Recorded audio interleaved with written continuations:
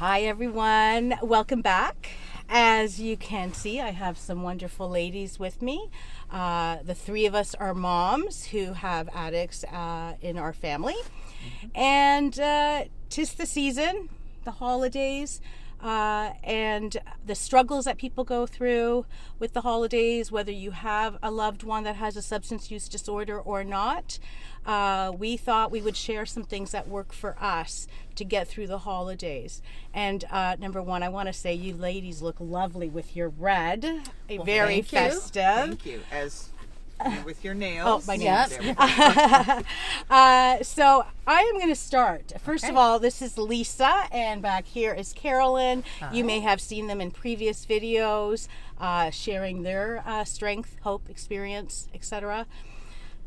For me, the holidays. What helps me through the holidays? Well, support.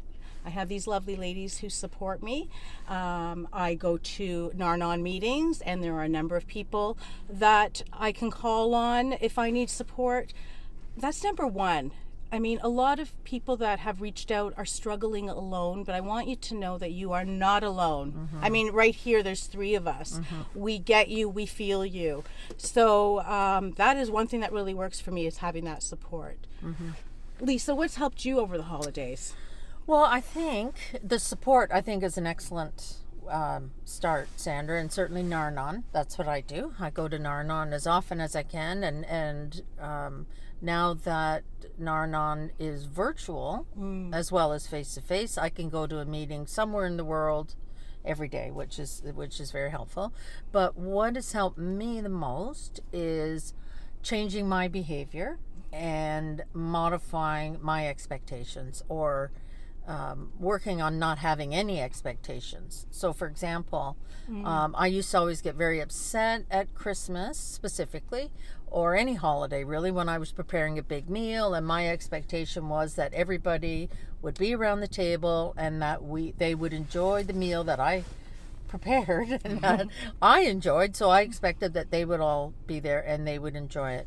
And I was always let down, because when they were, and it's my sons that have a substance use disorder, when they would come, when they were in active addiction, they would be not wanting to be there, for one, and one of their famous tricks would be to start an argument with me so that I would get angry and ask them to leave, which hurt me, not them, because they were wanting to get out of there. So I have Little manipulation happening there. Right, exactly. And I've been manipulative too, working on that.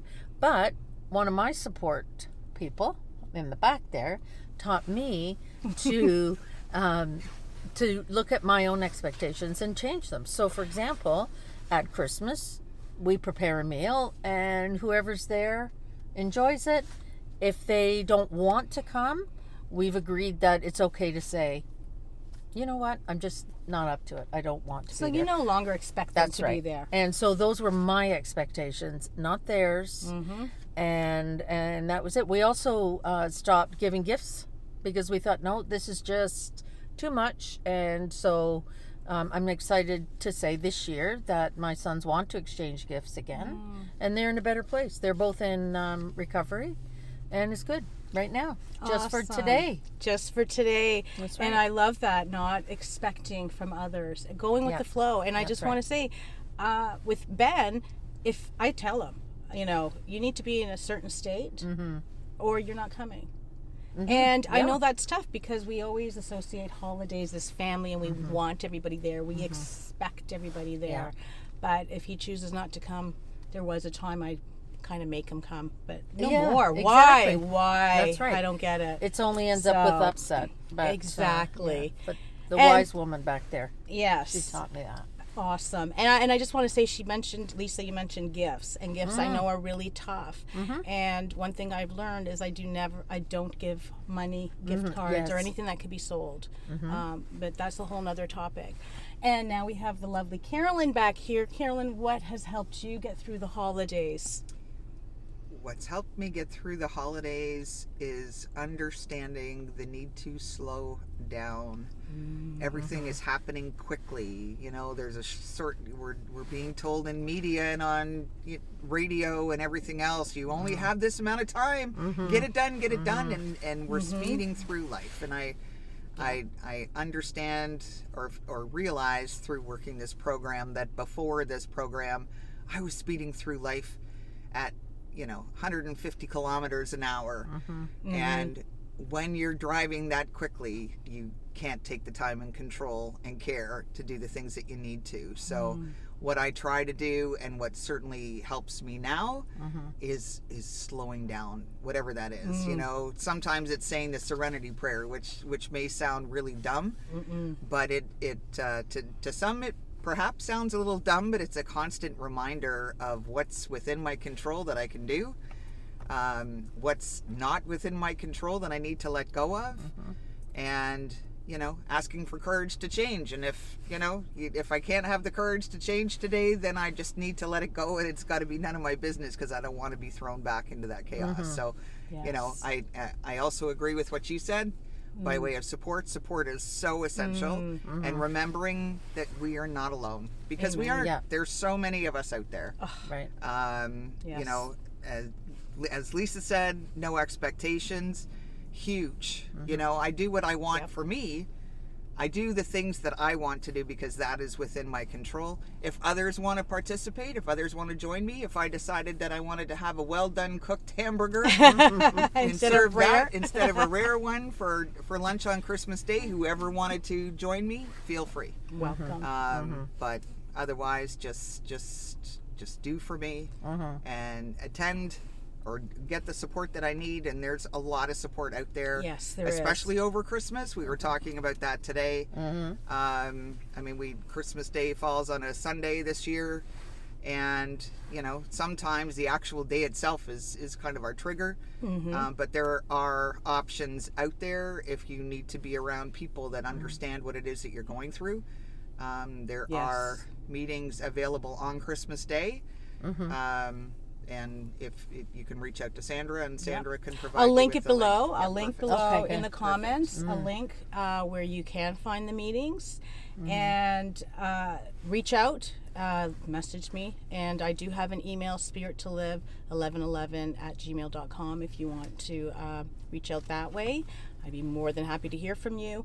Yes, the Serenity Prayer. The Serenity Prayer reminds us that we only have control over what we choose to do. And I think that is it in a nutshell. We do not have control over anybody. Right. We don't have control over our kids or work or other people, but we do have control over what we choose to do, how we choose to handle it.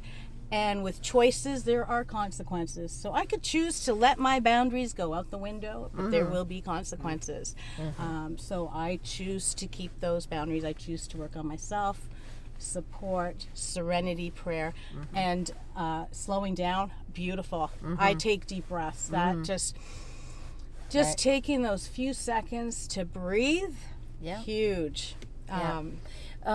Carolyn said something that reminded me that made me think of minding our own business. I think that's, as a mother, and I talked about this the last time I did a video, is knowing that I don't need to parent anymore, but I'm always a mother.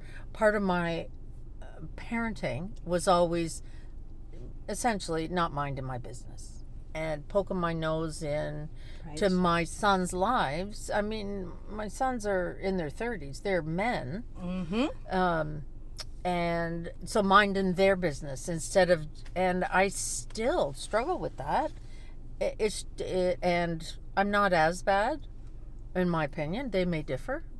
But minding my own business. When you do get together as a group, we don't need to be making suggestions and nagging them in with the best of intentions, but it's being aware of that, I think, takes a lot of practice. And and I'd say a lot of this is a lot of practice. And we do have glitches, we do relapse, so to speak, but it's how long we sit in it and how fast we get back on the way again. And that's important. And to forgive ourselves, because we are human beings and we do make mistakes. Absolutely. And we are sharing what works for us. You need to find what works for you. I will link below the Narnon links for meetings. There are meetings, like Lisa said, all through the day, all different times. Because they're online, you can hop on anytime. And I will also put my spirit to live 1111@gmail.com email. Please reach out. And remember, where there is breath, there is hope. There's hope. Peace. Thank you, ladies, Thank so you. much. Peace. Thank you. Take care, everybody. Happy holidays.